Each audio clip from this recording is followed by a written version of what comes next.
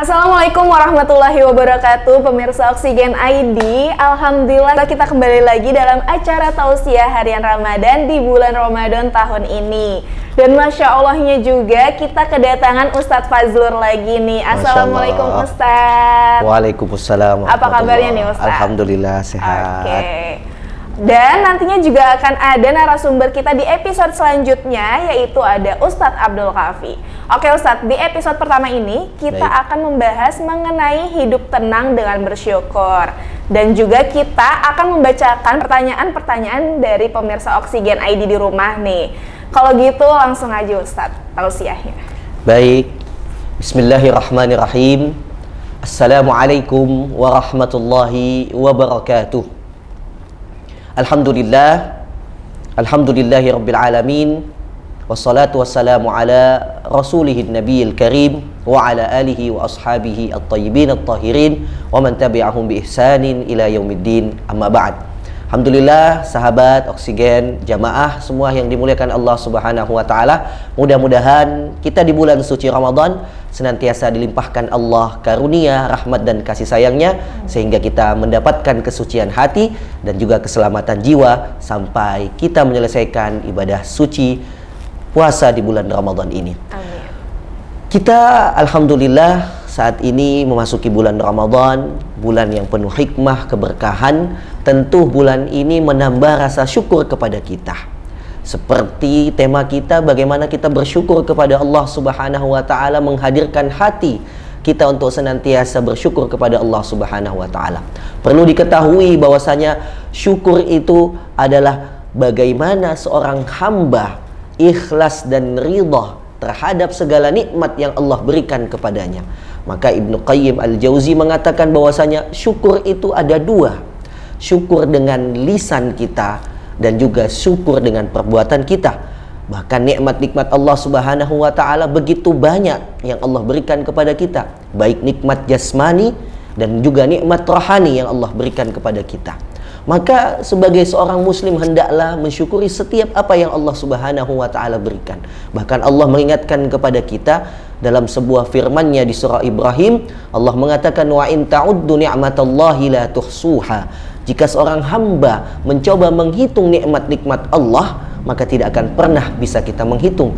Bahkan kita mencoba menghitung saja kita dari kecil sampai saat ini, begitu banyak nikmat Allah Subhanahu wa taala yang Allah berikan kepada kita. Maka seorang mukmin hendaklah membawa nilai-nilai syukur ini kepada kehidupannya, khususnya di bulan Ramadan ini, dengan mensyukuri segala apa yang Allah berikan kepada kita. Khususnya bagaimana Allah memberikan nikmat makan, nikmat minum, bahkan nikmat untuk kita bisa berpuasa. Maka Rasulullah mengingatkan kepada kita akan sebuah hadis yang diriwayatkan Imam Muslim. Rasulullah mengatakan, ajaban li amril mu'min, sungguh indah kehidupan orang beriman. Apa yang membuat indah kehidupan orang yang beriman? Kata Rasulullah, in asabathu sarra syakar. Kalau dia dapat nikmat, maka dia akan bersyukur kepada Allah. Wa in asabathu dharra sabar. Kalau dia dapat musibah, dia bersabar. Maka kehidupan seorang yang beriman tidak jauh dari kata syukur dan sabar. Maka syukur inilah yang menghiasi kehidupan orang beriman, sehingga dia selalu dekat kepada Allah Subhanahu wa ta'ala. Maka banyak sekali fadilah-fadilah dan keutamaan ketika kita bersyukur kepada Allah. Yang pertama, tentu ketika kita bersyukur kepada Allah, maka nikmat akan ditambah oleh Allah Subhanahu wa ta'ala. Seperti yang Allah sampaikan juga di surah Ibrahim, la in syakartum la azidannakum wa la in kafartum inna adzabi lasyadid. Kalau banyak bersyukur, rezekinya ditambah Allah Subhanahu wa taala. Kalau kita banyak kufur nikmat, sering mencelah nikmat, mengeluh nikmat yang Allah berikan kepada Allah, maka keberkahan rezeki jauh daripada kita. Yang kedua, fadilah yang pertama tadi diberikan rezeki yang bertambah. Yang kedua, keberkahan rezeki akan selalu dimilikinya atau selalu Allah berikan kepadanya. Kata Allah Subhanahu wa taala di surah An-Naml, wabtagu 'indallahi rizqa wa'buduhu washkurulah. Carilah rezeki apa-apa yang baik di sisi Allah Subhanahu wa taala. Maka mencari rezeki adalah rezeki yang halal, yang insya Allah membawa kepada keberkahan. Dan yang ketiga, kalau kita banyak bersyukur kepada Allah Subhanahu wa taala, kita dijauhkan dari yang namanya azab, kita yang dijauhkan dari yang namanya malapetaka dan bahaya.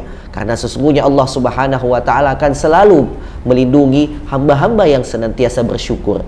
Dan juga yang keempat, ketika kita bersyukur kepada Allah Subhanahu wa taala, maka Allah lah yang akan menjaga kita dan kita termasuk hamba-hamba yang sukses di mata Allah Subhanahu wa taala. Dan banyak lagi faidah-faidah dan fadilah ketika kita bersyukur kepada Allah Subhanahu wa taala. Maka sobat kaum muslimin, sahabat Oksigen dimanapun kita berada, jadikan momentum Ramadan ini momentum syukur kepada Allah Subhanahu wa taala dan menjadi penyemangat kita agar menjadi pribadi yang lebih baik, khususnya dalam meningkatkan rasa syukur. Saya tutup dengan firman Allah Subhanahu wa taala di surah Ar-Rahman yang Allah ulang 31 kali ayat ini, fabi ayyi ala'i rabbikuma tukadziban. Nikmat mana lagi yang engkau dustakan yang datangnya dari Allah Subhanahu wa taala.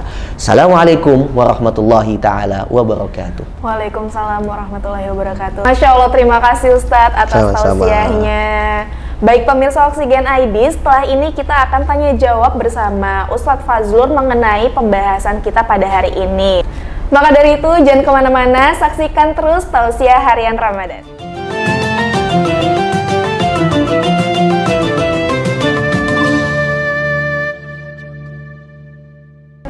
Alhamdulillah kita kembali lagi dalam acara tausiah harian Ramadan. Baik Ustadz, kita akan tanya jawab nih ya mengenai tema pada hari ini. Pertanyaan yang pertama adalah, bagaimana sih Ustadz cara bersyukur kepada Allah menurut Nabi Muhammad? Baik, bismillahirrahmanirrahim. Alhamdulillah, wassalatu wassalamu ala rasulillah.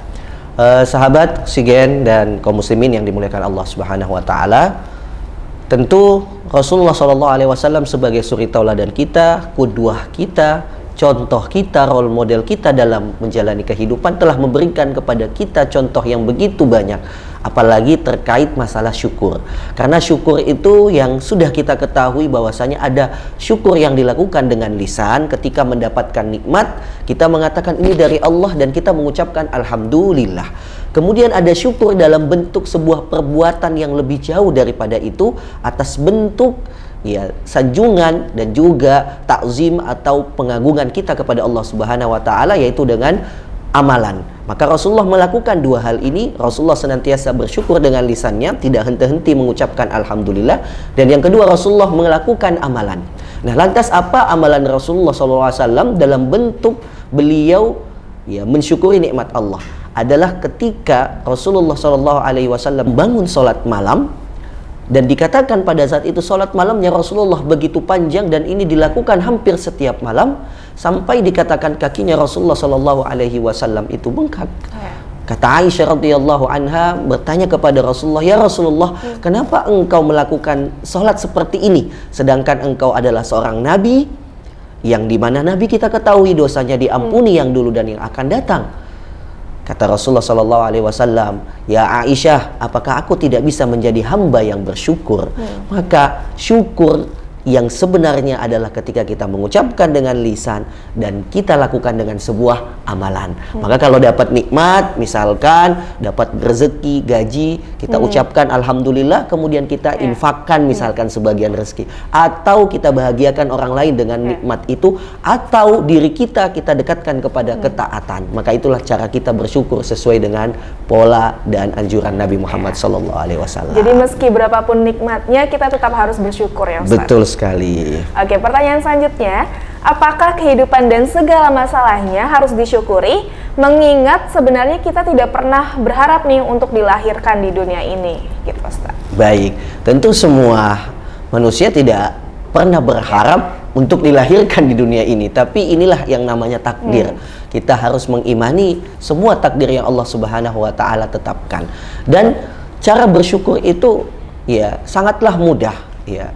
Di dalam Al-Quran juga dijelaskan di dalam firman Allah yang sudah kita sampaikan tadi, bahwasanya la in syakartum la azidannakum wa la in kafartum inna adzabi lasyadid. Kalau kita bersyukur Allah akan tambah, kalau kita kufur maka Allah akan jauhkan nikmatnya kepada kita. Bahkan di surah Al-Baqarah ayat 184 Allah mengatakan, ya fadhkuruni azkurukum washkuruli wa la takfurun. Hendaklah kamu senantiasa mengingatku dan Allah akan mengingat kita. Hendaklah engkau senantiasa bersyukur kepadaku, maka Allah akan senantiasa memberikan limpahan rahmat dan kasih sayangnya. Maka cara yang bersyukur yang pertama yang harus kita ketahui adalah, pertama, syukur ketika mendapat nikmat. Jadi ketika dapat nikmat sedikit atau banyak, ucapkan alhamdulillah. Jangan protes, jangan mengeluh. Ya, jangan protes, jangan mengeluh kalau mendapat nikmat. Kenapa? Karena itu akan mengurangi keberkahan. Yang kedua, ketika sudah mendapatkan nikmat mengucapkan alhamdulillah. Yang kedua, lakukan dengan amalan. Melakukan kebaikan, melakukan apapun itu yang bermanfaat bagi kaum muslimin. Itulah cara bersyukur yang tepat untuk kita menikmati hidup ini. Jadi hidupnya itu nyaman dinikmati ketika setiap yang dia dapatkan dia syukuri, sehingga tidak ada rasa kecewa, rasa gelisah, bahkan memusuhi dirinya sendiri karena dia tidak mensyukuri nikmat Allah. Seperti itu. Lalu ada nggak sih Ustadz bukti nyata dengan kita bersyukur dengan keadaan, maka akan membuat kita dilipat gandakan kenikmatannya? Baik, banyak sekali contoh yang kita bisa ambil, seperti kisahnya Abdurrahman bin Auf misalkan. Abdurrahman bin Auf ini selalu mensyukuri apapun kondisi yang dia dapatkan. Dia dulu di kota Mekah adalah seorang saudagar yang tajir, yang sangat banyak hartanya. Ketika pindah di Madinah, dia menjadi orang yang tidak membawa harta sedikit pun dari Mekah, karena ya pada saat itu kaum kafir Quraisy memboikot kaum muslimin agar tidak membawa harta. Singkat cerita, di Madinah dia membangun kembali kehidupannya dari nol dengan rasa syukur, sehingga dia menjadi saudagar yang tajir, saudagar yang kaya raya. Ya, ada satu kisah yang kita ketahui bahwasanya ketika itu dia berbincang, mengobrol dengan Rasulullah, dan Rasulullah mengatakan sesungguhnya hisab atau harta yang paling banyak nanti, yang paling sesungguhnya seseorang yang paling panjang hisabnya adalah mereka yang banyak hartanya. Maka aku, kata Rasulullah, bersama hamba-hambaku yang fakir dan miskin. Ketika mendengarkan perkataan itu, Abdurrahman bin Auf langsung mengatakan, kalau begitu aku ingin bersamamu ya Rasulullah. Dan dia menginfakkan setiap harta yang dia miliki. Ini caranya Abdurrahman bin Auf bersyukur. Jadi dia selalu menginfakkan hartanya agar menjadi orang yang miskin. Tapi apa yang terjadi?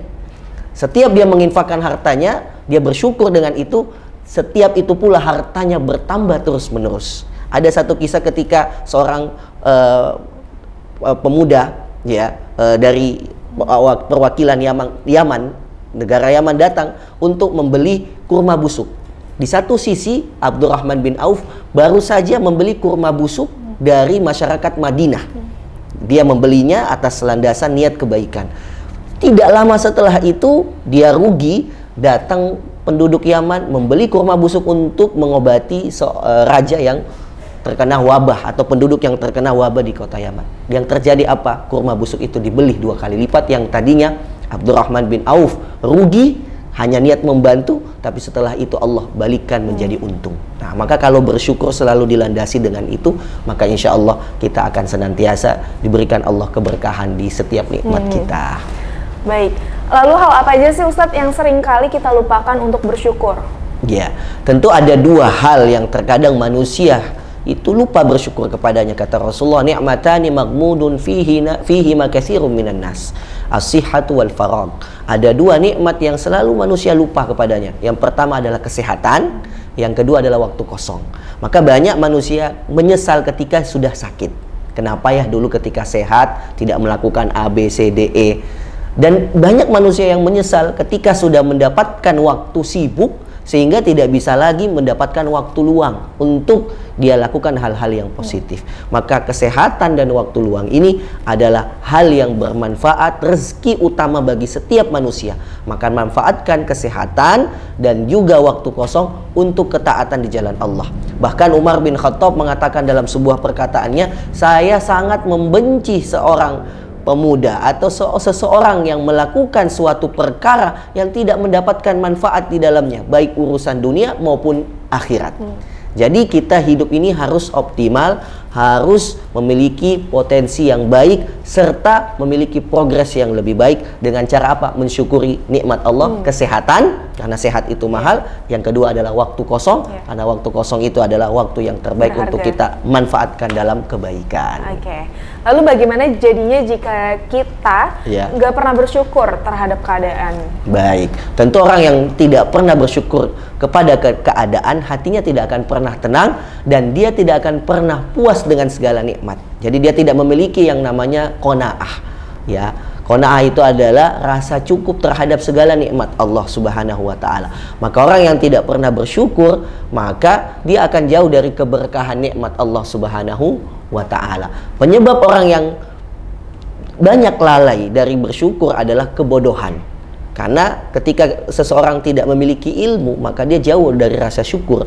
Dia tidak memahami bagaimana hakikat hidup. Maka kata Imam Al-Ghazali dalam kitab Ihya Ulumuddin, ada dua hal yang menyebabkan orang jauh dari kata syukur. Yang pertama adalah karena kebodohan, yang kedua adalah karena kelalaian. Kebodohan karena tidak tahu bahwasanya nikmat itu datangnya dari Allah. Kelalaian karena selalu lupa bahwasanya nikmat itu sesungguhnya datang dari Allah Subhanahu wa taala, sehingga dia jauh dari rasa syukur, sehingga hartanya tidak pernah mendapatkan keberkahan dari Allah Subhanahu wa taala, dan hatinya selalu merasa tidak pernah cukup atas setiap nikmat yang diberikan Allah. Jadi kesimpulannya kita harus benar-benar menggunakan harta kita dengan sebaik-baiknya ya Ustadz. Betul. Supaya nanti ketika kita dihisab juga kita akan mempertanggungjawabkan hal tersebut. Betul sekali. Gitu. Jadi harta yang dititipkan Allah kita syukuri dan gunakan untuk kebaikan, jangan untuk kemaksiatan. Oke. Dan itu insya Allah akan menambah keberkahan. Betul. Baik, kalau gitu pemirsa Oksigen ID jangan kemana-mana setelah yang satu ini.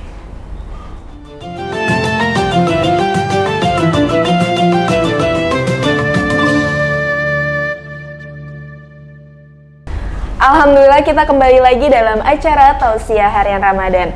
Baik Ustadz, sebelum kita closing, aku ada tips and trik agar puasa terasa ringan. Oke, kita lihat cuplikannya berikut ini. Agar puasa terasa ringan. Di bulan Ramadan saat menjalankan ibadah puasa memang membutuhkan tingkat kesehatan dan energi yang baik. Oleh karena itu di saat sahur dan berbuka kalian wajib memenuhi kebutuhan nutrisi tubuh agar menjalankan ibadah dengan sempurna. Inilah tips agar puasa terasa lebih ringan bagi yang menjalankan. Yang pertama, akhirkan sahur. Sesuai dengan sunnah Nabi, sahur disarankan jangan terlalu cepat dilakukan. Kita disunahkan agar mengakhirkan sahur. Tujuannya adalah energi yang berasal dari makanan sahur akan lebih lama bertahan hingga saat menjalankan puasa akan lebih kuat. Yang kedua, sahur tidak berlebihan. Efek makanan yang terlalu banyak dikonsumsi saat sahur membuat kita cepat letih dan mengantuk. Makan sahur secukupnya serta semua makanan tersebut hendaknya mengandung zat utama yang dibutuhkan tubuh seperti karbohidrat, vitamin, mineral, dan protein.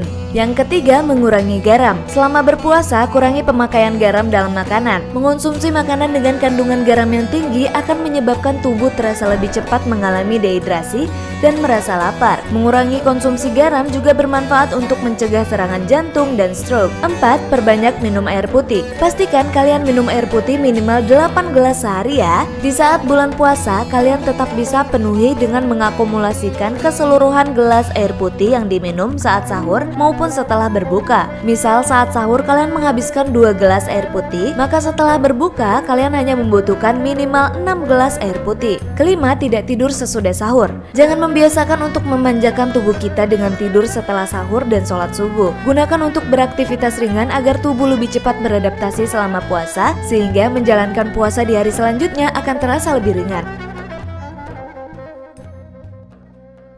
Nah itu tadi tips and trik agar puasa terasa ringan. Semoga dapat bermanfaat untuk kita semua ya. Oke Ustadz, saat ini kita berada di penghujung acara ya. Kita udah mendekati waktu berbuka puasa dan terima kasih untuk pemirsa Oksigen ID telah menyaksikan Tausiah Harian Ramadan kali ini. Dan semoga bermanfaat ya bagi kita semua. Jangan lupa saksikan episode selanjutnya di waktu yang sama setiap hari. Kalau gitu, saya Putri dan Ustadz Fazlur pamit. Wassalamualaikum warahmatullahi wabarakatuh.